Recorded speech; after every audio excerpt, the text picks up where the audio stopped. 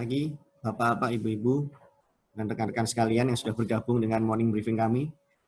Sebelum pemaparan dari narasumber mengenai pemeriksaan audit kemapianan yang akan dibawakan oleh Bapak Heru Setio Basuki, kami akan memberikan pengantar mengenai company profil dari perusahaan kami. Jadi SF Consulting adalah perusahaan jasa profesional yang menyediakan servis, tax, transfer pricing, custom dan excise, legal, business process, outsourcing service, dan Center of Excellence di Indonesia. Jadi SF didirikan pada Januari 2004 oleh mantan mitra dari Arthur Andersen di EY. Saat ini yang memiliki lebih dari 100 tenaga profesional yang siap melayani dan membantu Anda. Jadi sejak 2014, SF Consulting telah menjadi member CROWI, sebuah perusahaan akuntansi internasional yang berperingkat nomor 5 di Asia Pasifik menurut International Accounting Bulletin tahun 2013. Dan sejak September 2017, SF Consulting telah menjadi anggota TPA Global. Jadi seperti Bapak, Ibu, dan rekan-rekan sekalian lihat di slide yang kami sampaikan, bahwa kami ada di ranking tier 1 Indonesian Leading Firm di Indonesia menurut Worltex 2020 dan 2019. Kami juga ada di tier 2, jadi Indonesian Leading Firm in World Transfer Pricing tahun 2020 dan 2019. Kemudian tahun 2020 dan 2019 kami juga masuk dalam Indonesian Women in Tax Leader. Di tahun 2020 kami juga masuk dalam Indirect Tax and Tax Controversy.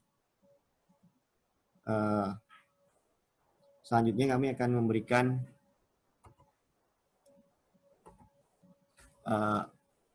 our service yang kami berikan kepada klien. Jadi kami melayani service, tax, transfer pricing, custom, business process, legal, dan Center of Excellence. Jadi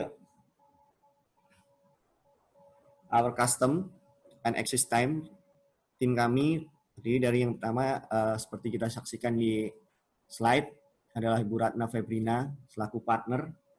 Beliau memiliki pengalaman lebih dari 10 tahun sebagai konsultan pajak dengan Arthur Andersen dan Ernst & Young Indonesia sebelum menjadi partner di SF Consulting. Jadi sebelum menjadi konsultan pajak, beliau adalah seorang auditor di Deloitte. Keahliannya dalam hal-hal yang berkaitan dengan penyelesaian sengketa seperti audit pajak, keberatan, dan banding. Kemudian yang kedua, senior advisor kami adalah Pak Kusumasto Subagio. Jadi beliau bekerja di Direktorat Jenderal Bea dan Cukai selama lebih dari 30 tahun. Dan beliau pernah bertugas sebagai hakim di Pengadilan Pajak dan Ketua Majelis Hakim di Pengadilan Pajak selama kurang lebih 9 tahun. Selanjutnya adalah Bapak Heru Setio Basuki yang pada hari ini selaku Custom dan Access Manager yang pada hari ini bertindak selaku narasumber. Beliau memiliki pengalaman lebih dari 21 tahun di bidang bea dan cukai yang telah bekerja selama 16 tahun sebagai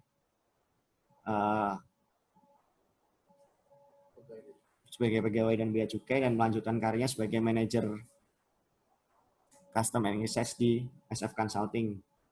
Beliau bertanggung jawab untuk menyediakan berbagai layanan pabean kepada klien kami seperti bantuan audit, konsultasi dan tinjauan tentang peraturan bea dan cukai, banding ke pengadilan pajak maupun peninjauan kembali ke Mahkamah Agung. Selanjutnya,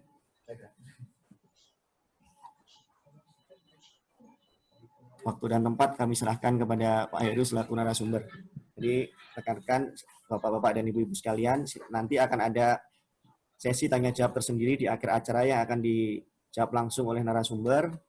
Apabila ada pertanyaan yang Bapak Ibu ingin sampaikan sebelum acara berakhir, silahkan diketik di chat room.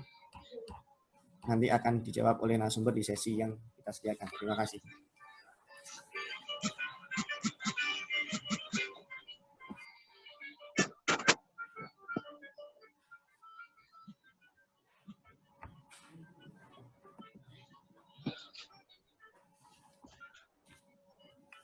Baik, terima kasih semuanya.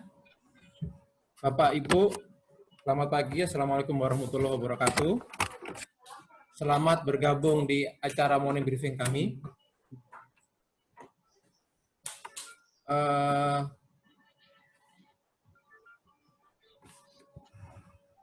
Jadi pagi hari ini kita akan membahas terkait dengan audit kepabeanan. Jadi saya pribadi, dulu pernah jadi auditor di Bea Cukai. Jadi saya akan sharing pengalaman saya sebagai auditor dan pengalaman saya sekaligus sebagai konsultan yang menghadapi auditor. Jadi seru nanti, mudah-mudahan seru. Jadi saya mohon Bapak Ibu bergabung sampai akhir, karena nanti di akhir acara setelah kita pembahasan kita akan membahas studi kasus. Jadi contoh-contoh kasus terkait dengan audit.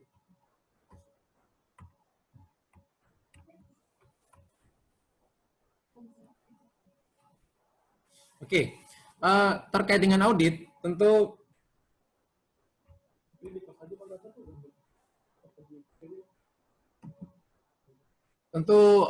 Bapak Ibu yang melakukan ekspor impor. Jadi kegiatan ekspor impor pasti ada beberapa perusahaan yang pernah diaudit oleh Bea Cukai. Karena audit Bea Cukai biasanya 2 tahun sekali. Tapi ya tentu tidak semua perusahaan yang melakukan ekspor impor itu diaudit oleh Bea Cukai gitu ya. Karena memang Bea Cukai juga dia manajemen risiko.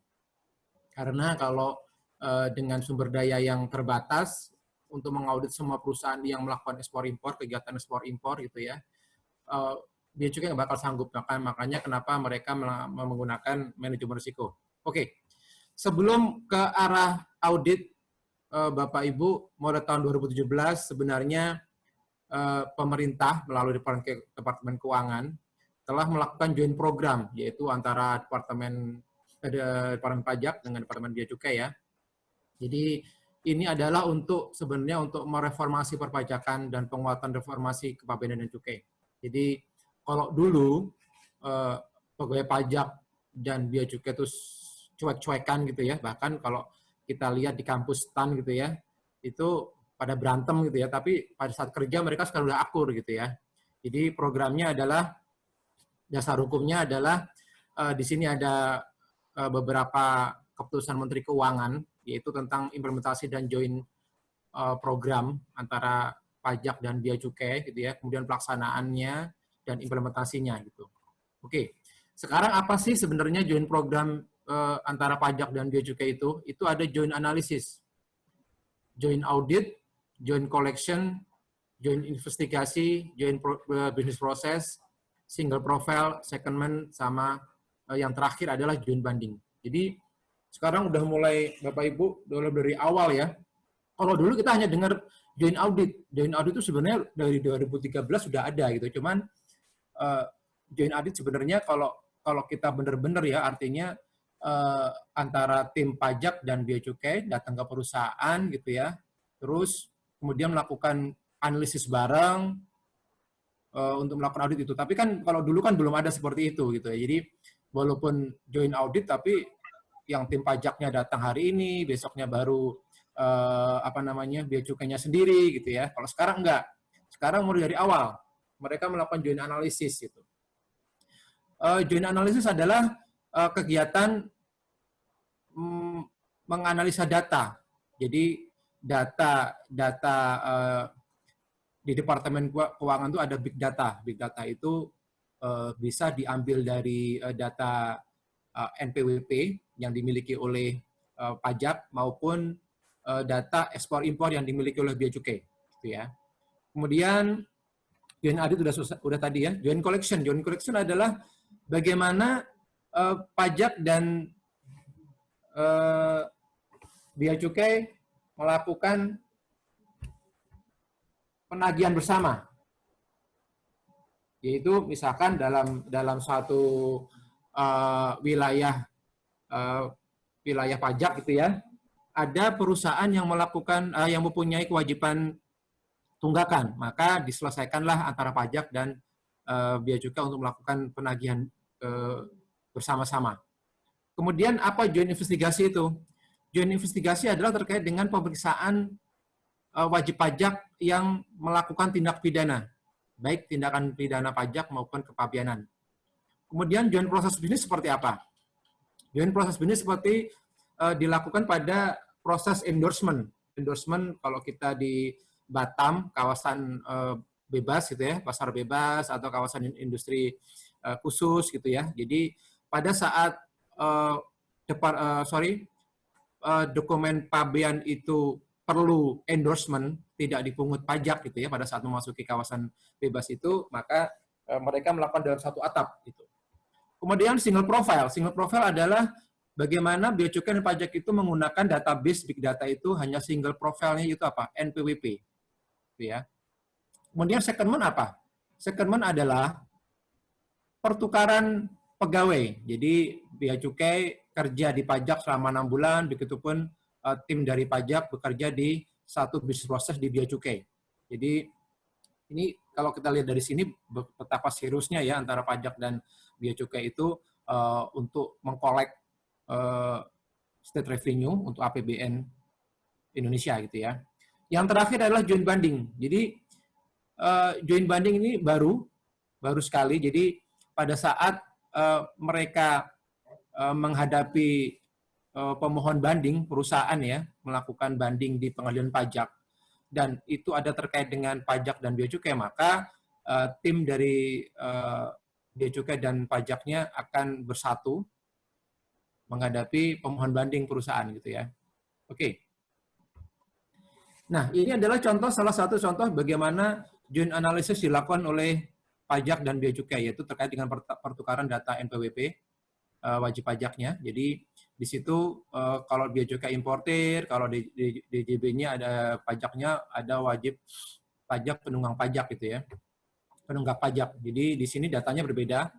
Di sini ada data nilai tunggakan, di pajaknya tindakan penagihan seperti apa gitu ya. Kalau di bea cukainya ada data status impor, jalur apa. Jadi pada saat melakukan impor itu jalur merah, kuning atau hijau gitu ya. Kemudian komoditas pada impor apa gitu. Nah, ini adalah sebenarnya sebelum joint program lagi rame dan dimulai tahun 2017, itu sebenarnya juga di peraturan tentang kepabeanan itu sudah ada pemblokiran. Jadi pemblokiran untuk seluruh kegiatan kepabeanan dilakukan dalam hal berdasarkan rekomendasi Direktorat Jenderal Pajak, pengguna jasa tidak memberitahukan data pemilik barang yang sebenarnya. Jadi di sini akhir-akhirnya juga kita lihat teman-teman dari importer, saya dengar juga, Pak, saya kok tidak bisa melakukan akses data di modul PIB ya Pak. Ternyata mereka belum melaporkan SPT untuk tahun 2019 gitu ya. Pak, saya mau lapor Pak, waktu itu saya lapor pas tanggal 30 error Pak, webnya pajak. Terus saya sudah lapor manual, tapi memang ternyata belum di accept oleh pegawai AR-nya gitu ya. Jadi bisa saja seperti itu. Kemudian ini adalah peraturan terkait dengan tunggakan pajak dan pemblokiran akses pabeanan. Jadi di sini sebenarnya mereka antara pajak dan bea cukai sebenarnya dari lama itu sudah ada kerjasama seperti ini. Cuman memang pada saat peluncuran program joint program antara pajak dan bea cukai di mulai tahun 2017 itu baru bergema lagi seperti itu. Oke, ini adalah pembahasan profil dan tunggakan pajak. Jadi ini sebenarnya lebih intens lagi. Kalau dulu mungkin pemblokiran saja gitu ya. Kalau sekarang sudah mulai ada undangan dari wajib pajak, dari bea cukainya, ketemu langsung dengan pajaknya gitu ya, pembahasan tunggakan seperti apa. Nanti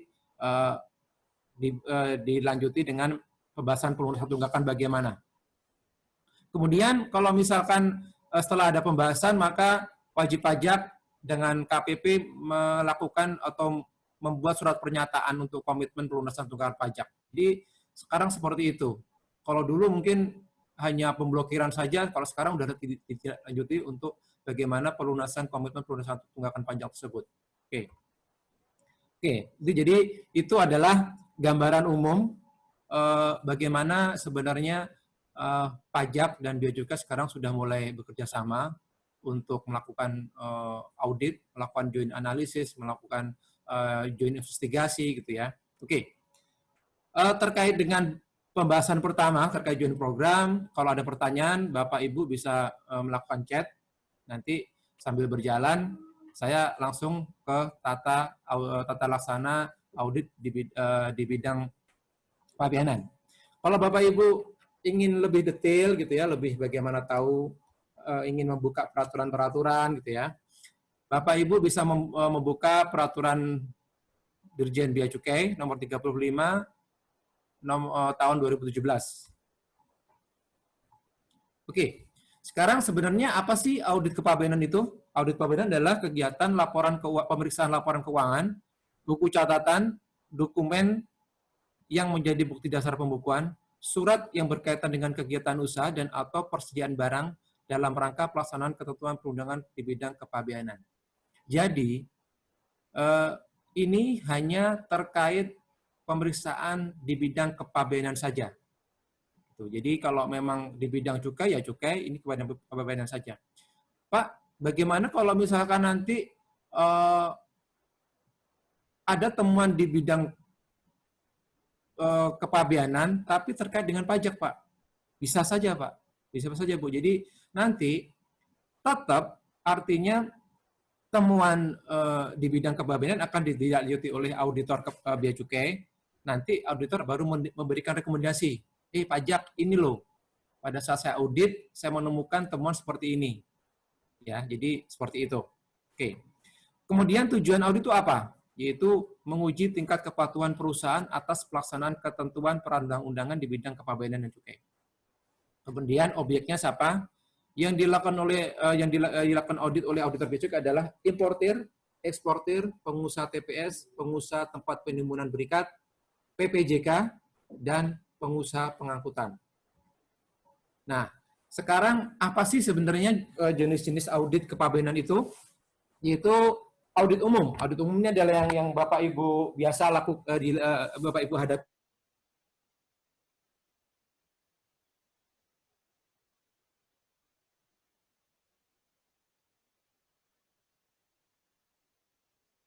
Pak. Jadi Bapak bisa saja pada saat itu jalur merah. Selamanya jalur merah ya, tidak pernah diaudit karena Bapak selalu timbul notul terus gitu ya. Bapak masuk low risk, jadi komoditinya low risk, atau memang Bapak cuman melakukan impor cuma 5 kali atau 1 bulan sekali, jadi akhirnya tidak masuk DROA. DROA itu daftar rencana objek audit oleh di bea cukai.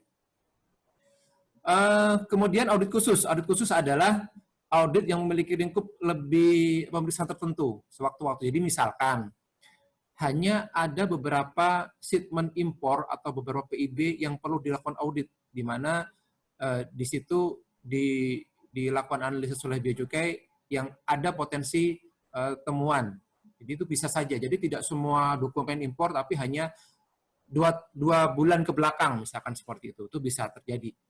Kemudian apa Pak? Audit investigasi itu terkait dengan tindakan pidana. Jadi misalkan ada perusahaan yang melakukan penyelundupan atau ekspor fiktif seperti itu. Jadi ini dilakukan audit investigasi. Dan ini tidak ada waktunya, bisa sewaktu-waktu. Oke. Sekarang jangka penyelesaian audit itu berapa ya? Diselesaikan paling lama 3 bulan terhitung sejak tanggal surat tugas penugasan itu. Pak, kemarin saya diaudit, Pak. 3 bulan nggak selesai, ya diperpanjang Bapak Ibu, bisa saja. Kemarin klien kami 3 bulan nggak selesai, terus ketua auditornya diganti sampai berlanjut sampai 3 bulan berikutnya. Kemudian ini dapat diperpanjang dari jangka waktu auditnya paling lama 12 bulan. Jadi kalau misalkan auditnya kesulitan atau memang datanya banyak, sampai 1 tahun tidak selesai nih Bapak Ibu, itu bisa maksimal di situ. Tapi jika penyelesaian lebih dari 12 bulan, maka auditor harus mengajukan perpanjangan penyelesaian kepada Dirjen. Tentunya ini akan mempengaruhi IQ mereka, KPI mereka. Karena semakin lama selesai audit, maka KPI mereka akan berkurang. Di mana kalau KPI berkurang, akan mempengaruhi tunjangan kinerja dari auditor tersebut. Oke. Ini Jadi ini kriteria penentuan objek audit kepabeanan yang saya sampaikan di awal tadi. Ini apa sih penyebab atau syarat-syarat suatu perusahaan itu diaudit oleh Bea Cukai? Itu terkait dengan profil auditi. Jadi umum itu terkait dengan nama, alamat kantor, alamat pabrik gitu ya, penanggung jawab siapa, terus transaksi, jumlah transaksi impor, penjualan lokal, jumlah transaksi ekspor. Jadi kalau memang Bapak Ibu di sini penjualan transaksi impor sedikit, ekspor sedikit, ya Bapak Ibu kemungkinan masih urutannya masih panjang sekali untuk diaudit oleh Bea Cukai gitu ya. Kemudian observasi lapangan. Ini adalah transaksi penjualan ke tempat lain di dalam daerah pabean. Ini adalah lokal. Jadi kalau kita bicara bonded zone, kita bicara KITE gitu ya, kita bicara kawasan berikat itu ini adalah penjualan ke lokal. Jadi kalau kita bicara kawasan berikat, maka kawasan berikat itu adalah negara di suatu negara. Jadi semakin kalau di bonded zone kawasan berikat kan barang impor bebas, bea masuk, tidak dipungut PPN, dari lokal masuk ke itu juga tidak dipungut PPN gitu ya. Pada saat ekspor ya tidak ada pajak apapun, tapi pada saat dijual ke lokal di situ ada bea masuk dan PPN yang harus dilunasi, itu ya. Kemudian ada riwayat audit. Ini riwayat audit yang dulu-dulu. Jadi kalau misalkan pada saat audit yang lama, itu perusahaan Bapak Ibu temuannya besar gitu ya, potensinya besar, maka siap-siap menunggu 2 tahun kemudian akan diaudit kembali. Bahkan beberapa klien kami sebelum 2 tahun auditor sudah datang. Kemudian pelanggaran. Ini adalah seberapa besar notul, terus penul itu penetapan ulang, terus dari P2 ada informasi atau apa gitu ya. Jadi kalau memang di sini pelanggarannya besar, ya gitu, potensinya besar, kemungkinan juga akan diaudit atau bahkan sebaliknya. Kalau Bapak Ibu sudah pernah notul terus di depan gitu ya, ya buat apa lagi diperiksa di belakang gitu ya. Jadi kemungkinan kalau misalkan notulnya baru-baru saja, misalkan ada satu PT perusahaan itu dia importasinya 5 item barang impor gitu ya. Kemudian ada PFPD ya, jadi pemeriksa dokumen yang di Tanjung Priok itu atau di Soekarno-Hatta, itu menemukan suatu temuan untuk periode 2 bulan belakang, yang 1 bulan 30 sebelum 30 hari dikenakan notul ya, atau SPTNP, kemudian yang lebih dari 30 hari dikenakan penetapan ulang yang timbulnya SPKTNP. Waduh, ini kok banyak nih, akhirnya bisa saja dari informasi dari Intel Bea Cukai P2 itu langsung dilakukan audit, itu bisa saja. Atau data lain ya, terakhir data lain, data yang relevan dari internet atau dari instansi di luar DJBC, yaitu seperti pajak ya, sudah. Terus selain profil audit adalah profil komoditas. Bapak Ibu kalau produk komoditasnya low profile ya, jadi itu tidak akan bakal menjadi masuk daftar rencana objek audit oleh auditor. Tapi kalau misalkan objek profil komoditasnya itu high risk, gitu ya, dan Bapak Ibu masuk jalur kuning atau jalur hijau, siap-siap diaudit. Jadi data komoditas adalah data komoditas yang dominan dipertaruhkan dalam transaksi kepabeanan dan cukai. Terus suppliernya, pemasok yang dominan, klasifikasinya. Seperti apa sih Pak, Bu, profil komoditas yang high risk, elektronik, tekstil, benang, seperti itu obat-obatan itu high risk, ya. Oke, next. Ini adalah wewenang auditor. Wewenang auditor adalah meminta data audit, meminta keterangan lisan dan atau tulisan kepada auditi, gitu ya. Memasuki bangunan, ruangan penyimpanan data, sediaan barang, itu gudang, gitu ya. Melakukan tindakan pengamanan yang dianggap perlu. Jadi auditor bisa menyegel. Tapi ingat Bapak Ibu ya, jika ada auditor masuk ke ruangan, gudang, data penyimpanan tanpa izin Bapak Ibu sebagai auditinya, itu berarti mereka juga melanggar. Jadi artinya walaupun dia punya wewenang seperti ini, mereka tetap memasuki ruangan harus izin kepada auditinya. Kemudian kewajiban auditor adalah dia harus memakai tanda pengenal, terus kemudian harus menyerahkan surat tugas atau surat perintah, kemudian menyebutkan atau menyampaikan maksud dan tujuan audit kepabeanan, dan ini kewajibannya merahasiakan segala informasi ini intern auditor ya Bapak Ibu ya. Oke, kita sekarang ini adalah tata laksana audit di bidang kepabeanan. Jadi Bapak Ibu hanya fokus ke lingkaran warna merah. Itu adalah tugas Bapak Ibu sebagai auditi nantinya. Kalau yang di luar itu adalah proses yang dilakukan oleh auditor, oleh Direktorat Jenderal Bea dan Cukai. Jadi di mana dia melakukan analisis manajemen risiko gitu ya. Terus laporan analisis objek pajaknya, kemudian dia menentukan nomor penugasan audit. Jadi di sini ada proses PT A itu dilakukan oleh auditor B, misalkan seperti itu. Baru nanti timbullah surat tugas. Ini yang masuk lingkaran warna merah ini adalah di mana auditi atau perusahaan sudah involved di situ. Jadi Bapak Ibu terima surat tugas, nanti ada rencana kerja audit dan program auditor itu disampaikan awal-awal setelah menyerahkan tugas. Bapak Ibu, saya sebagai auditor akan mengaudit perusahaan Bapak Ibu, bla bla bla begitu ya. Kemudian menyampaikan surat tugas tadi. Kemudian mengumpulkan data dan bukti. Jadi di sini jangan lupa nanti ada fakta integritas juga ya Bapak Ibu ya, yang ditandatangani oleh kedua belah pihak. Setelah itu tadi pengumpulan data dan pengujian data. Di sini auditor satu bisa minta data soft copy, bisa minta hard copy, bisa meminta keterangan dan informasi dari pihak perusahaan. Setelah itu akan timbul kertas kerja audit. Ini diserahkan. Bapak, Ibu, ini kertas kerja audit kami, potensi temuan kami, gitu ya. Tapi, Pak, kemarin saya diaudit, Pak. Pada kertas audit, kerja auditnya mereka nggak ada temuan. Bisa saja terjadi. Ini bisa terjadi pada saat misalkan ada beberapa informasi atau tanggapan di kertas kerja audit yang perlu tindak lanjut dari perusahaan. Jadi, Pak, ini kan masih belum fix ya, Pak. Jadi, kami belum mengeluarkan potensinya. Tapi ada juga auditor yang misalkan ada beberapa informasi atau tanggapan dari perusahaan belum disampaikan kepada auditor, auditor bisa langsung aja, Pak, Bapak, Ibu, ini ya potensi auditnya. Jadi, memang tergantung dari tipe auditornya itu sendiri. Kemudian DTS, data temuan sementara. Ini Bapak, Ibu harus memberikan tanggapan. Maksimal 7 hari dan bisa diperpanjang lagi selama 7 hari lagi.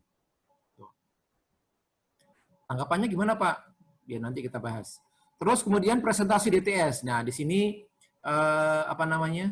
biasanya kita ketemu Bapak Ibu kemarin karena COVID beberapa klien kami dan kami sebagai pendamping auditnya akhirnya presentasi DTS-nya dan tanggapan DTS kebanyakan pakai online, meeting online gitu ya.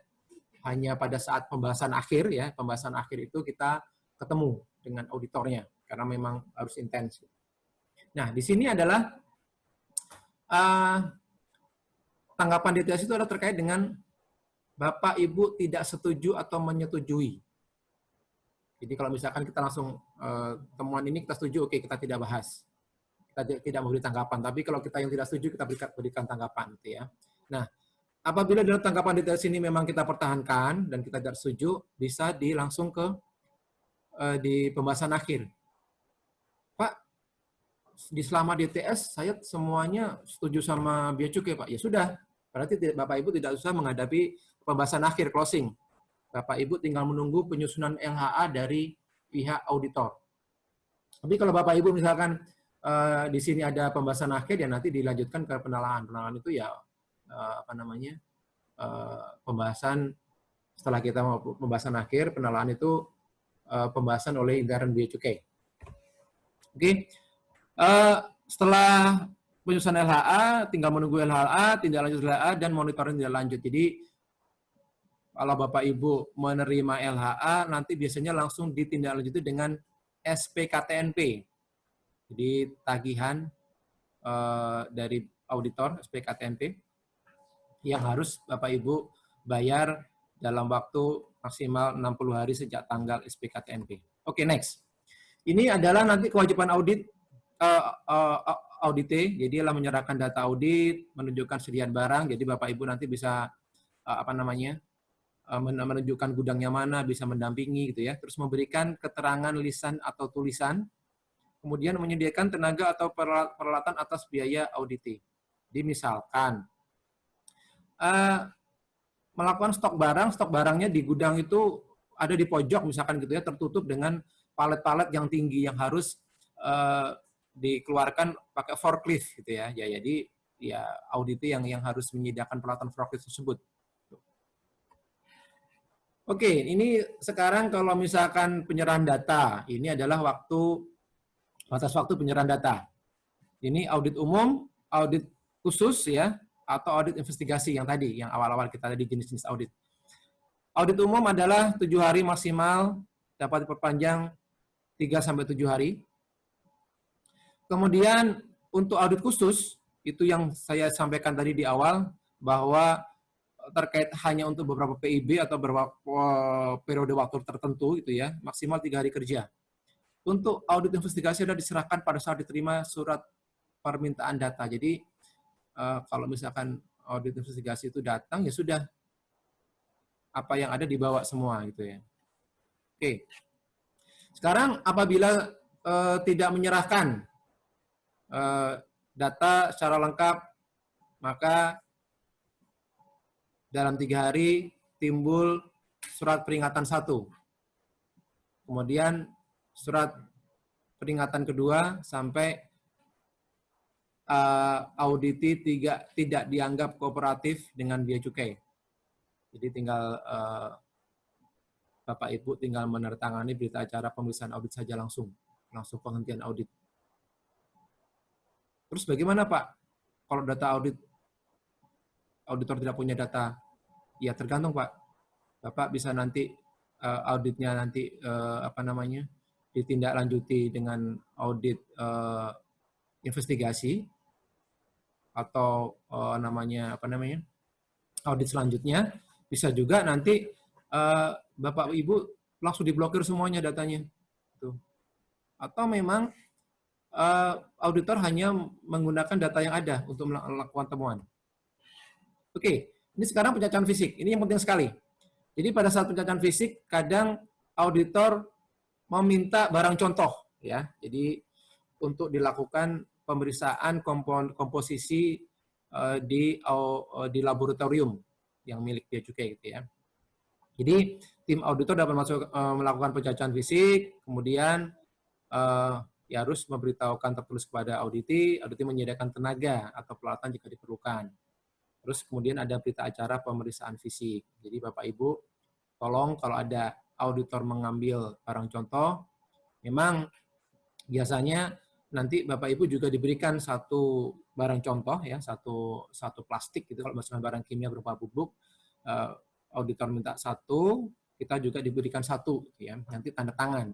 Tolong difoto, dikomentasikan, kalau perlu video.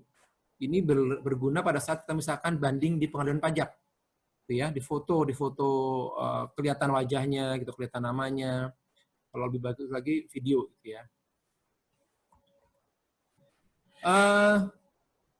Ini adalah pengujian yang saya ceritakan. Jadi pengujian itu bisa pengujian di lab terkait dengan barang contohnya, atau memang pengujian yang dilakukan oleh auditor terkait dengan data-data informasi yang didapat dari auditi.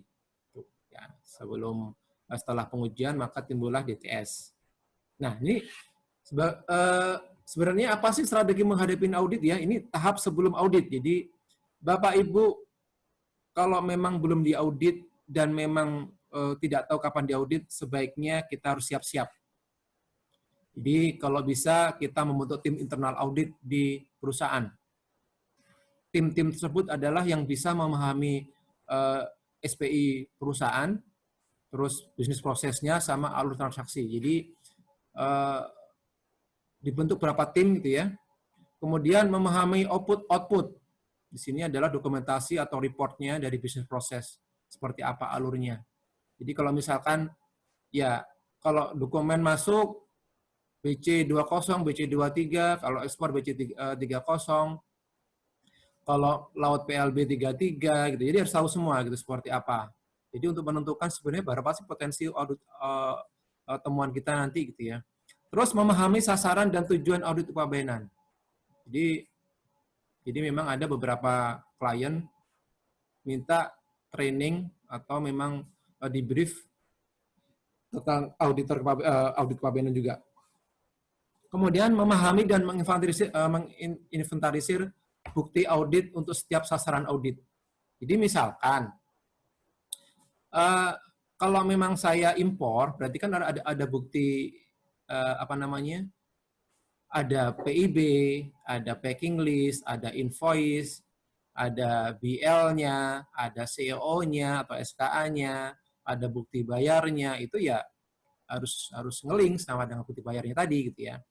Kemudian melakukan self audit secara berkala dengan menggunakan dashboard audit. Nanti dashboard audit kita sampaikan.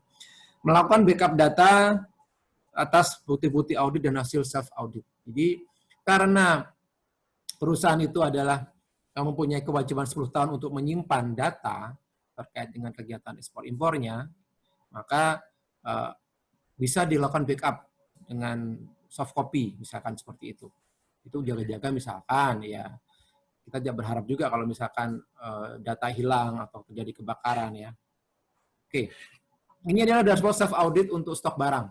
Ini salah satu contoh ya Bapak Ibu ya, tidak menjadi acuan bagaimana tabel ini akan Bapak Ibu gunakan seperti apa. Tapi dari kami adalah seperti ini. Jadi ada incoming transaction, ada outgoing transaction gitu ya. Jadi di sini ada impor, ada ekspor. Jadi di sini adalah misalkan incoming custom document amount-nya itu berapa jumlahnya dalam 1 bulan. Terus tanggalnya berapa, vendornya siapa. Gitu ya. Nanti itu di SPT PPN-nya untuk masukannya berapa. GL hutangnya, terus remarks gitu ya. Jadi di sini memang Bapak Ibu bisa menggunakan ini, bisa ditambah atau bisa dikurangin. Pak, saya nggak perlu deh Pak export ini, nggak apa-apa. Yang penting artinya apa? Di sini adalah terkaitan dengan nanti bagaimana kita bisa mengelingkan PO kita, PIB kita sampai dengan pembayaran di akhir. Ada beberapa perusahaan itu satu PO bisa 2 shipment, ya.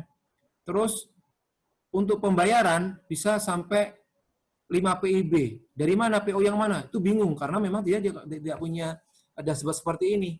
Pada saat audit kelabakan gitu ya. Jadi kalau misalkan Pak, perusahaan saya kan pakai SAP Pak, baik create PO, baik create untuk pembayaran pakai SAP dari luar negeri, dari mother company-nya gitu. Nggak apa-apa. Jadi Bapak Ibu yang penting Bapak Ibu bisa mengelingkan antara PO sampai dengan pembayaran.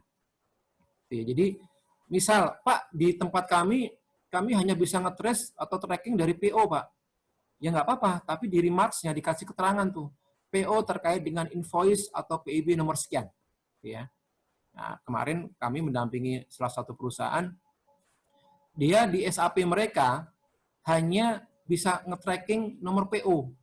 Jadi pembayaran by PO gitu loh. Jadi akhirnya pada saat di trace nomor PO nomor PIB berapa? Wah, itu nyarinya setengah mati juga karena ratusan kalau ratusan 1 tahun masih 200 PIB masih enak, kalau ribuan gitu ya. Ada satu bonded zone produksi sepatu di Indonesia dalam 1 bulan transaksinya bisa 27.000 dokumen. Baik dokumen ekspor, impor, antar KB, lokal seperti itu. Jadi bayangkan kalau misalkan 27.000 dokumen dalam 1 bulan ya, kalau kita tidak melakukan dashboard incoming transaction dengan dashboard outgoing ya bisa lumayan impact-nya nanti. Oke. Kemudian tim yang tadi itu bisa memahami pelaksanaan kegiatan auditnya seperti apa sih gitu ya. Jadi yang saya terangkan tadi, tim audit intern tadi bisa memahami tata laksana audit kepabeanan seperti apa. Jadi mulai persiapan sampai pelaporan seperti apa, gitu ya. Oke. Kemudian kalau Bapak Ibu ingin mengetahui, Pak, saya kan perusahaan importir umum, pasti berbeda dengan perusahaan kita. Saya berbeda dengan toko bebas bea seperti itu. Nah, Bapak Ibu bisa melihat Perdirjen nomor 35 tahun 2017, itu nanti di sana, Bapak Ibu bisa melihat di lampirannya itu terkait dengan program audit kepabeanan. Nah, itu ya. Jadi di lampiran itu ada PA01, PA02, jadi kalau misalkan ke PA02 itu adalah untuk importer umum. Tuh, terus PA03 itu terkait dengan eksportir. PA06 penerima fasilitas kawasan berikat gitu ya. Jadi halamannya sudah saya kasih halaman. Aduh, enak nih Bu ya. Jadi Bapak Ibu misalkan, wah Pak, saya pengusaha perusahaan pabrik etil alkohol, ya tinggal dibuka aja halaman 118 seperti itu ya Bapak Ibu. Nah, Pak seperti apa sih Pak? Ini adalah contoh adalah program pelaksanaan audit importir umum atau produsen. Seperti ini. Jadi ini adalah pengujian, bagaimana pengujian pemahaman sistem pengendalian internalnya. Kemudian pelaksanaan pemeriksaan PIB seperti apa, pemeriksaan nilai pabean seperti apa. Ini ada sebenarnya guidance untuk auditor, di mana auditor akan melaksanakan pada saat audit. Sebenarnya tujuan untuk pemeriksaan impor pemberitahuan PIB itu apa sih sasarannya? Sasarannya adalah mengetahui jumlah dokumen pemberitahuan impor barang jumlahnya berapa. Oke, Pak, Bea Cukai kan punya dong, punya data di pusat, di IKC gitu ya. Udah punya dong. Iya, memang sudah punya.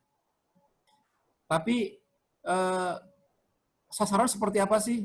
Nah, kadang beberapa importer itu kan memakai PPJK gitu ya. Terus dia nggak aware tuh, jadi ada yang pakai PIBK gitu ya.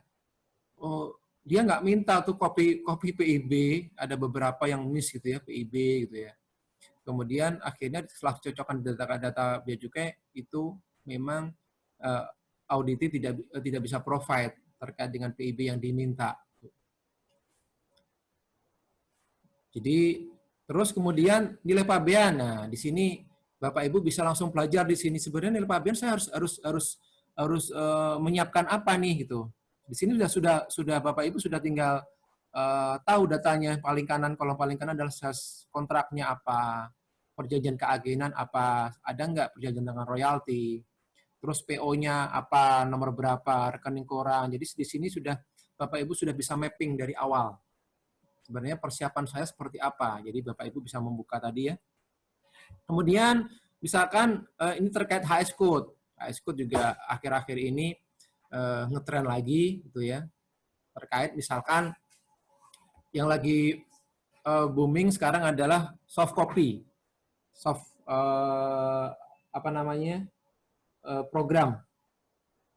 Jadi suatu program mesin atau program komputer atau alat operate gitu ya yang dikirim melalui media penyimpanan dikirim melalui pos gitu ya, atau dibawa oleh hand carry oleh perusahaan, atau yang di-download dikirim lewat email atau download lewat cloud gitu ya. Sebenarnya HS code-nya berapa sih Pak? Saya Pak itu ya. Bapak Ibu kalau misalkan melihat PMK 17 tahun 2017 itu ya, 2016 itu bisa dilihat jika program itu dikirim via elektronik, maka masuk ke bab 99 klasifikasinya gitu. Nah, Pak, baik Pak, kemarin saya lewat cloud, cuman saya gimana declare-nya? Belum bisa Bapak Ibu. Importasi itu kan harus butuh BL, harus butuh invoice gitu ya. Ya, ini Pak saya declare-nya gimana ya? Memang selama ini Bea Cukai belum ada aturan pelaksanaan terkait dengan bab 99 terkait dengan PMK 17 tentang penambahan bab di bab 99 tersebut. Kalau misalkan Pak bagaimana kalau saya flash disk-nya saya isi gitu, isi program, itu bisa masuk 8532 kalau nggak salah. Itu adalah media elektronik yang diisi maupun tidak. Jadi ada beberapa perusahaan, Pak, saya kan sudah lapor, Pak. Kenapa saya dimasukkan ke 99? Kenapa saya dimasukkan ke 85? Nah, itu seperti itu. Oke. Kemudian ini ada sasaran pemberitahuan jenis barang jumlah. Nah, jadi Bapak Ibu kalau terkait dengan barang hand carry, hati-hati Bapak Ibu ya. Jadi barang-barang kecil biasanya ini perusahaan Jepang, perusahaan Korea itu sering sekali ada temuan terkait hand carry. Hand carry bagaimana Pak? Jadi ada barang dari luar negeri dibawa oleh pegawai dari mother company-nya gitu ya. Karena kecil gitu ya, nilainya mahal, udah deh daripada saya poskan, saya bawa aja deh biar aman gitu ya.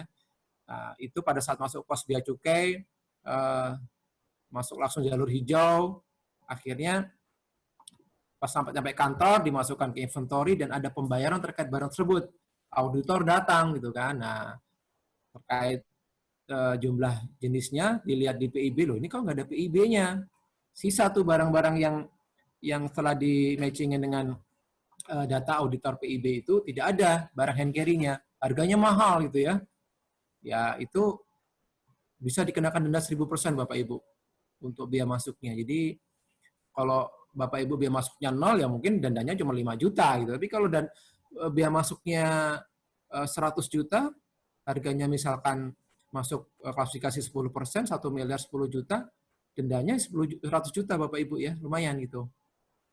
Oke, ini Bapak Ibu bisa lanjut di sini, bisa dilihat nanti. Saya akan cepat di sini karena memang ini ada di Perdijen tadi itu ya. Jadi ini adalah bagaimana sebenarnya SOP dari auditor yang akan melakukan audit di perusahaan kita. Jadi kita biar siap-siap nih gitu ya. Oke, sekarang strategi menghadapi audit dalam tahap pelaksanaan audit. Oke, ini tahap persiapan. Jadi menyiapkan berkas terkait dengan pendirian perusahaan, jadi surat terkait dengan fasilitas bea cukai, terkait dengan akun catatan keuangan. Jadi di sini biasanya dia akan minta akte pendirian, surat fasilitas itu surat cap fasilitas yang diterima terakhir, yang revisi terakhir, terus akun-akun cat account-nya di accounting itu apa saja, laporan keuangan terakhir juga diminta. Jadi ini Bapak Ibu masih tahap persiapan. Kemudian Bapak Ibu di sini harus menunjuk PIC. Jadi manajemen direktur perusahaan harus memberikan surat kuasa untuk satu orang atau beberapa orang yang bisa menjembatani antara auditor dengan auditi. Jadi satu pintu nanti data-data dari auditi melewati PIC ini. Jadi jangan sampai semua orang bisa memberikan terkait dengan data-data perusahaan. Karena tidak semua data perusahaan harus kita share. Gitu ya. Terus perwakilan perusahaan harus hadir karena sifat adalah pertemuan dengan auditor bea cukai berupa penjelasan proses. Jadi walaupun Bapak Ibu sudah menunjuk PIC gitu ya, lebih baik kalau misalkan pada saat penjelasan dari awal ya, ini untuk awal diharuskan gitu ya. Tapi kalau untuk selanjutnya tidak, ini awal-awal dari manajemen, artinya direktur yang tertera namanya di atau BOD yang tertera di akte harus hadir pada saat awal-awal. Terus perusahaan dapat mengajukan untuk penundaan dengan alasan yang tepat. Jadi bisa saja kalau misalkan Pak, ini BOD saya masih di luar negeri ya Pak, mohon nanti datangnya dimundur 1 minggu. Oke, itu nggak apa-apa misalkan gitu ya. Terus menentukan waktu kunjungan ke perusahaan dan penyajian orang temuan. Ini terkait dengan surat tugas dari bea cukai di email biasanya gitu ya, nanti telepon-teleponan, Pak saya mau audit Pak, oke Pak tolong ya Pak nanti di postpone dulu 2 hari ke belakang, itu bisa juga. Oke, saat kunjungan gitu ya, ini saat kunjungan biasalah auditor akan menjelaskan alur proses perusahaannya seperti apa. Ya, kita menjelaskan setiap alur proses seperti apa, jadi kemudian menunjukkan ruang-ruang di perusahaan itu, ini tempat buat penyimpanan bahan baku, di sini tempat proses produksi, sini tempat gudang finish good, seperti itu. Kemudian perlu menghadirkan setiap unit terkait dengan proses produksi. Jadi Bapak Ibu perlu baiknya, misalkan pada saat auditor meminta bagaimana sih sebenarnya penyimpanan bisnis proses penyimpanan di gudang, ya panggil kepala gudangnya untuk menjelaskan. Pak, saya ingin menjelaskan saya ingin penjelasan dari pihak Ibu terkait dengan membuat sepatu seperti apa sih? mulai dari raw material sampai finish good seperti apa. Itu jadi setiap yang in charge di departemen bisa menjelaskan ke auditor. Terus menjawab survei dari DJBC dan penandatangan fakta integritas. Ini masih data pemeriksaan, yaitu menyediakan data dalam waktu 7 hari, jadi terkait dengan data yang diminta itu 7 hari. Jadi hari ini ya sebelum 7 hari harus diberikan itu ya. Terus membuat surat perpanjangan waktu penyerahan data. Kemudian menyediakan data elektronik, soft copy bisa. Terus menyediakan waktu untuk stock of name sampai mendatangani hasil stock of name. Oke, ini adalah teknisnya. Jadi ini adalah di awal-awal tahap itu biasanya auditor memberikan kuesioner terkait dengan ini. Jadi presentasi, printer, kuesioner, tanya jawab dan observasinya. Di sini masih tahap-tahap awal gitu ya. Nah, oke. Sekarang setelah tahap tadi, adalah tahap proses-proses yang dari kita persiapan intern sendiri, pratugas datang, terus kita menyediakan data yang diminta, 7 hari harus memberikan data-datanya. Sekarang tibalah tahap tanggapan DTS dan pembahasan akhir. Oke, lanjut. Untuk pembahasan adalah ini menjawab daftar temuan sementara dalam jangka waktu 7 hari. Pak, saya jawabnya gimana? Nggak apa-apa, di kolom-kolom Bapak Ibu jawab menyetujui, tidak setuju. Tapi nanti Bapak Ibu ada data lain, kenapa tidak setuju? Pak, saya tidak setuju dengan HS code yang Bapak tetapkan.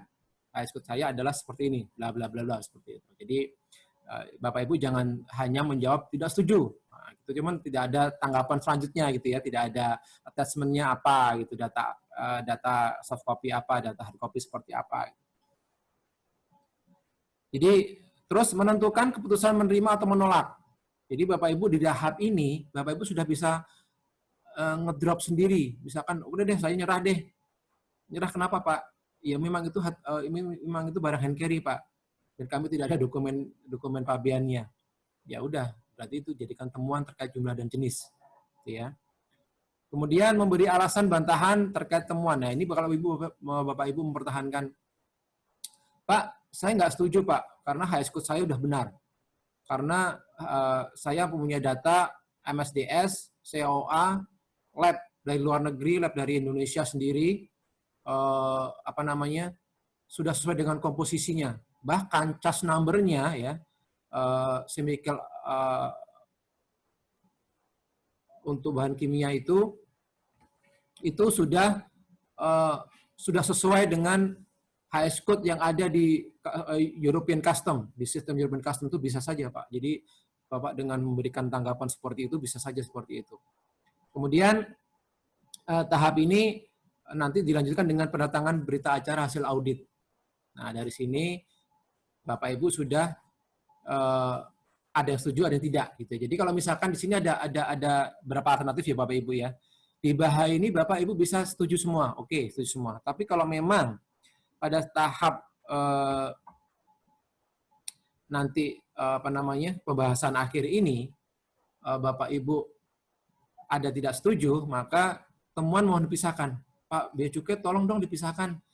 Yang setuju dengan SPKTNP yang ini nomornya berbeda dengan tahapan temuan yang saya pertahankan, yang saya tidak setuju karena temuan ini saya akan banding. Tolong Bapak Ibu pisahkan ya. SPKTNP dipisahkan karena apa? Untuk memudahkan pada saat kita banding. Karena misalkan setuju 1M, ternyata yang tidak setuju 2M. Kalau digabungkan SPKTNP-nya nanti bingung Bapak Ibu pada saat kita minta refund atau kita mengajukan bandingnya. Terkait yang mana ini? Nah, gitu.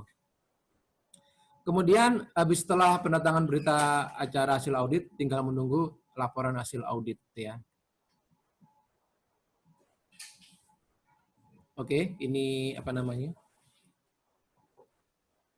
Bapak Ibu saya ingatkan kalau ada pertanyaan pada saat sesi ini juga tidak apa-apa, langsung di chat saja, kami akan merekon pertanyaan-pertanyaan. Jika nanti ada pertanyaan yang sama, kami hanya akan menjawab satu pertanyaan saja. Oke.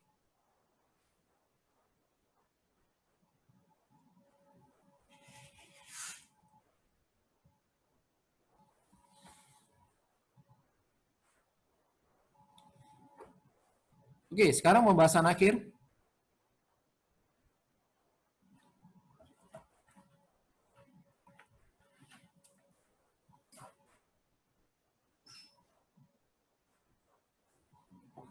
Sekarang pembahasan kita tadi ya terkait dengan bahasa tadi. Nah, sekarang nih kita akan mencoba bagaimana sih strategi pada saat pembuktian temuan audit gitu ya. Ini adalah salah satu contoh tadi bagaimana kita men-tracking PO, sales kontrak, itu invoice-nya yang mana, PIB-nya nomor berapa, bukti transfernya seperti apa. Gitu. Yang perlu diperhatikan adalah incurred pada PIB, gitu ya. Terus kemudian jika pembayaran untuk beberapa PIB, maka pembuktiannya akan semakin rumit kalau kita tidak punya daily report yang dashboard tadi ya. Jadi saya harapkan kalau memang, oke Pak, kebijaksanaan perusahaan kami melakukan pembayaran untuk berapa PIB, berapa PO, seperti itu. Ya boleh saja, nggak apa-apa. Tapi memang kita harus ada punya pembukaan sendiri. Excel tidak apa-apa, yang penting kita bisa tahu PO ini, PIB ini, pembayaran tanggal ini. Nilai segini ya. Jadi nanti pada saat itu bisa dijabarkan. Oh, pembayaran sebesar $1 juta ada terkait dengan PIB 1, 2, 3, tanggal sekian, PO-nya ini. Gitu ya. Ajukan valuation advice jika ada. Jadi, Bea Cukai telah melakukan terobosan beberapa tahun yang lalu, bukan terkait dengan HS Code saja, bukan terkait dengan PKSI. Jadi, penetapan klasifikasi sebelum impor itu terkait HS Code, tapi itu juga dengan evaluation advice. Evaluation advice seperti apa sih, Pak? Jadi, suatu ketetapan dari Bea Cukai untuk memahami bisnis proses. Bisnis proses seperti apa? Bisa juga menetapkan nilai royalti berapa, gitu, yang berlaku dalam jangka waktu 1-3 tahun. Jadi, nanti ini bisa dikerahkan ke auditor atau ke PFPD jika kita sudah punya valuation advice gitu ya. Ini saya ceritakan tadi kalau misalkan dalam SAP itu hanya PO saja, merefer ke PO, mohon nanti di remarks-nya, kolom remarks-nya diberitahukan ini terkait dengan PIB berapa, invoice berapa, bukti bayarnya berapa gitu. Jadi enak kita nanti untuk tracking seperti itu. Nah, sekarang pembuktian terkait royalti. Nah, Bapak Ibu, ini royalti, ini untuk pemegang merek di Indonesia, distributor, itu akan selalu menjadi dispute pada saat audit. Jadi Bapak Ibu harus bisa membuka di PMK 34 2016 halaman 25 dan 24-25. Itu jadi terkait dengan royalti dan profit ini, maka perhatikan setiap detail pasal-pasal yang ada di perjanjian dengan vendor. Jadi bisa saja Bapak Ibu menemukan kata-kata royalti di situ, tapi sebenarnya bukan royalti, tapi manajemen fee atau know-how, seperti itu ya. Ngomongnya royalti, tapi sebenarnya esensialnya sebenarnya itu bukan royalti, tapi manajemen fee itu seperti apa ya, how to operate the store misalkan. Jadi misalkan kalau kita lihat ada satu distributor tunggal di Indonesia, dia menjual barang-barang terkait dengan baju-baju anak dan baju-baju bayi. Ya kalau kita melihat store-nya itu sama, penampakan di mall-mall, semua mall-mall ya sama. Kita masuk, logonya sama, penataan di rak-raknya sama, terus pada saat kita bayar sistemnya sama, itu adalah who to operate the store kalau misalkan memang terkait dengan itu, bukan royalti. Gitu. Jadi ada manajemen fee, ada royalti tersendiri. Jadi ada beberapa perusahaan yang membedakan antara royalti dan manajemen fee. Oke, nanti Bapak Ibu kalau memang terkait dengan royalti, itu Bapak Ibu juga harus melakukan voluntary declaration. Jadi Bapak Ibu kalau di PIB itu ada di kolom 26 dan 36. Di situ ada kolom VD, voluntary declaration, bisa ROI artinya royalti. Proceed, pro berarti proceed. atau assist seperti itu, ya. Pak, bagaimana kalau saya memang ada royalti, fee-nya berapa Pak yang saya declare di awal? Terserah Bapak Ibu, nilai perkiraan saja. Di peraturan tidak harus berapa, tidak harus berapa persen. Nah, nanti akan diselesaikan di di VP, voluntary payment pada saat pembayaran. Jadi kita misalkan di perjanjian 7% atau 10% dari dari penjualan, dari penerimaan kita gitu ya. Ya kita bisa saja kasih, Pak, saya kan belum tentu barang saya laku semua. Oke, Bapak Ibu bisa melihat dari tren penjualan akhir tahun sebelumnya. Gitu ya. Pak, saya kira-kira laku itu dari barang nggak sampai 100% laku semua. Oke, Bapak Ibu bisa declare di voluntary declaration-nya misalkan 7% dari nilai CIF, misalkan gitu ya. Ya, dari 7% CIF kan royaltinya 7% dari nilai penjualan. Nah, situ kan masih ada margin ya. Ada margin kita, ada kos-kos kita yang keluarkan di dalam negeri. Nanti kita selesaikan di voluntary payment. Ya, sebenarnya ini kalau kita bicara nilai pabean, royalty plus itu kita bisa sebenarnya punya sesi tersendiri karena dijadikan MB. Jadi kemungkinan nanti kita jadikan morning briefing selanjutnya. Karena seru kalau kita bicara terkait dengan royalty. Oke, sekarang terkait dengan pembuktian tarif High Code. Bagaimana Pak? Pembuktiannya adalah bisa Bapak bisa dengan pakai brosur, pakai drawing. Jadi kalau misalkan ada gambar-gambar elektronik itu bisa pakai drawing ya. Pakai penjelasan exploratory note, kita bisa mendownload customer ruling seperti apa, penjelasan-penjelasan di catatan bab dan bagian di PTK itu seperti apa gitu ya. Nah, Bapak Ibu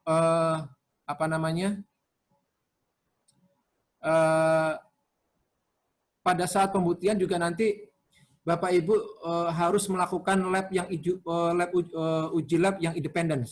Jadi artinya begini. Pada saat kita mendapatkan barang bukti yang tadi saya ceritakan di awal, pada saat kita dia mendapat barang bukti dari bea cukai yang diambil di gudang kita yang dipisahkan tadi, kan kita sudah punya foto, punya video ya Bapak Ibu ya. Nah, kami pernah kejadian, jadi setelah barang bukti diuji di lab bea cukai ternyata berbeda dengan uji lab kita dari luar negeri, dari vendor kita, maupun barang bukti yang diserahkan tadi, yang plastik yang buat kita tadi itu, kita serahkan juga, kita lab secara terpisah di lab bea cukai juga sendiri gitu, atau lab yang lebih independen lagi, misalkan Surveyor Indonesia ya, atau yang lab-lab independen lainnya gitu ya. Ternyata berbeda hasil lab yang kita lakukan dengan hasil seperti itu bea cukai lakukan gitu. Nah, pada saat kita uji bukti di pengadilan pajak, kita maju banding, kita menang gitu ya, karena memang mungkin. Jadi kalau misalkan ya, contoh kasar seperti ini. Kita membuat nasi goreng untuk satu di wajan itu pedes gitu ya. Awalnya pedes satu piring. Atau buat 5 piring pedes gitu. Kemudian udah selesai, terus akhirnya yang untuk pembuatan adonan yang kedua nasi goreng itu nggak pedes gitu ya. Kalau sisanya pedes gitu ya, misalkan itu ya nanti hasil keduanya bukan nggak pedes tapi tengah-tengah gitu. Sedang gitu ya. Jadi seperti itu, bisa saja terjadi seperti itu. Oke. Terkait dengan pembuktian SKA atau CO. Nah, jadi Bapak Ibu juga harus tahu nih. Pertama, Bapak Ibu harus memahami pasal-pasal di OCP, Operation Certificate Procedure, di perjanjian FTA masing-masing dengan Indonesia. Sekarang kita sudah punya 10 perjanjian FTA dengan negara ataupun secara bilateral ataupun negara regional gitu ya. Terakhir dengan Chile itu yang terakhir ya. Nah, sebenarnya kalau kita bicara dengan free trade agreement dengan negara lain itu, Indonesia kalah jauh. Dengan Chile sendiri itu punya 169 perjanjian dengan negara lain, Chile itu. Jadi saya nggak tahu kenapa Indonesia lama gitu ya, karena memang tidak semudah itu. Kita misalkan pada saat sebelum perjanjian itu ditandatanganin, seperti Chile itu sudah 10 tahun yang lalu Bapak Ibu. Mulai tahap negosiasi HS Code, diskusi antara departemen perdagangan Indonesia dengan departemen perdagangan di Chile gitu ya. Soalnya begini, HS Code yang mendapatkan pengurangan tarif preferensi itu akan berbeda bila kita dengan Jepang, bila dengan Chile gitu ya. Jepang produksinya apa? Otomotif, elektronik. Oke, berarti Jepang akan menurunkan dan mobil ya, akan menurunkan HS code terkait dengan produk-produk mereka. Gitu. Kita apa? Misalkan pertanian, kita tekstil, kita garment. Nah, gitu. Jadi pada saat kita perjanjian dengan Chile produksinya apa? Oh, Chile itu banyak pertanian juga, banyak buah-buahan. Nah, dia tidak akan mengurangkan HS code yang mobil dan elektronik. Jadi yang dikeluarkan adalah HS code untuk terkait dengan produk pertanian dan buah-buahan gitu ya. Jadi memang seperti itu prosesnya. Oke. Kita yang apa yang dibuktikan. Nah, terkait ini kita adalah temuannya biasanya adalah terkait dengan pengisian PIB, terus prosedural. Pengisian terkait dengan kolom-kolom di SKA itu tidak sesuai dengan pengisian yang ada di PMK atau di OCP-nya gitu ya. Terus temuan-temuan terkait dengan direct consignment. Jadi kalau misalkan Bapak Ibu punya perjanjian kita menggunakan IJPA Indonesia Jepang gitu ya, ternyata pada saat pengiriman dari Jepang ke sini mampir ke di luar perjanjian Indonesia Jepang, misalkan mampir ke Thailand atau mampir ke Singapura gitu ya, maka dari pihak otoriti Singapura harus mengeluarkan TRU-BL yang menyatakan bahwa kontainer tidak dibongkar atau tidak memasukin pasar di Singapura.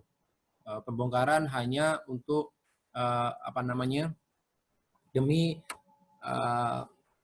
safety atau kalau kita bicara daging dan buah untuk penyegaran gitu ya. Kemudian terkait dengan makanya Bapak Ibu harus tahu setelah dengan OSUPI cek juga overleaf notes-nya di lembar sebaliknya SKA itu Bapak Ibu ya. Nah, Pak, bagaimana Pak kalau misalkan OCP overleaf notes itu tidak sesuai dengan PMK yang berlaku gitu. Ya, itu gimana? Ya, kalau di pengadilan pajak yang dipakai adalah OCP. OCP adalah perjanjian antara dua negara yang disahkan atau diratifikasi oleh peraturan pemerintah yang ditandatangani oleh presiden. Nah, sekarang kalau kita bicara hukum, PMK dengan peraturan presiden tinggian mana? Nah, itu yang dipakai adalah peraturan presiden karena lebih tinggi. Oke. Kemudian terkait juga ini pembuktian fasilitas PKPM. Bapak Ibu kalau misalkan punya fasilitas PKPM, maka akan diuji masa berlakunya, jenis barangnya, jumlah kotanya sudah melebihi atau tidak, negara asalnya benar atau tidak, atau pelabuhan bongkarnya. Jadi kalau pada saat kita mendapatkan fasilitas PKPM, baik dari Bea Cukai maupun BKPM ya, Mas Luis itu misalkan di situ sudah tertera nih, negara asalnya misalkan dari Italia, dibongkar di Priuk, Bapak Ibu masukin ke Surabaya, gitu. Ya itu tidak dapat mendapatkan fasilitas, tidak berlaku gitu Bapak Ibu ya. Oke, ini adalah tahap setelah LH itu kita harus bagaimana gitu ya. Kalau Bapak Ibu memang diterima semua gitu ya, berarti Bapak Ibu tinggal membayarnya. Tapi kalau memang Bapak Ibu akan banding, maka lanjut ke banding gitu ya. Ini adalah terkait dengan penetapan nama-nama tagihan yang terkait dengan tagihan masing-masing. Jadi kalau misalkan FCKNP itu terkait dengan kelebihan tarif dan nilai pabean, SPK PBK terkait dengan denda pihak keluar dan dendanya gitu ya. SPP itu terkait dengan kekurangan bea, pembayaran bea masuk, cukai atau dendanya, tapi ini terkait dengan fasilitas. Jadi kalau Bapak Ibu mendapatkan SPP, jadi misalkan ada fasilitas Bapak Ibu yang tidak diakui oleh bea cukai, ya, baik fasilitas master list, fasilitas lainnya, Bapak Ibu tidak langsung bisa ini ya untuk SPP ya, tidak bisa langsung nama SPSA itu tidak bisa langsung banding, tapi Bapak Ibu harus melakukan keberatan dulu. Ya, beda dengan SPKTNP, kalau SPKTNP langsung harus banding gitu ya. Jadi Bapak Ibu harus melakukan keberatan dulu, ditolak baru banding seperti itu ya. Oke, ini adalah yang tadi saya, apa namanya, yang bagaimana tindak lanjutnya setelah audit, ya Bapak Ibu bisa apa namanya tadi keberatan, kemudian keberatan, tolak, bisa peninjauan kembali. Gitu. Oke. Terima kasih Bapak Ibu sekalian yang sudah bergabung dalam morning briefing kami. Pada hari ini nanti tetap update di sosial media kami untuk mengikuti morning briefing kami selanjutnya. Terima kasih Bapak Ibu. Sekali lagi kami ingatkan jangan lupa mengisi CFF yang ada di chat room yang sudah di-share dari kami. Demikian, terima kasih. Akhir kata, Assalamualaikum warahmatullahi wabarakatuh. Selamat siang.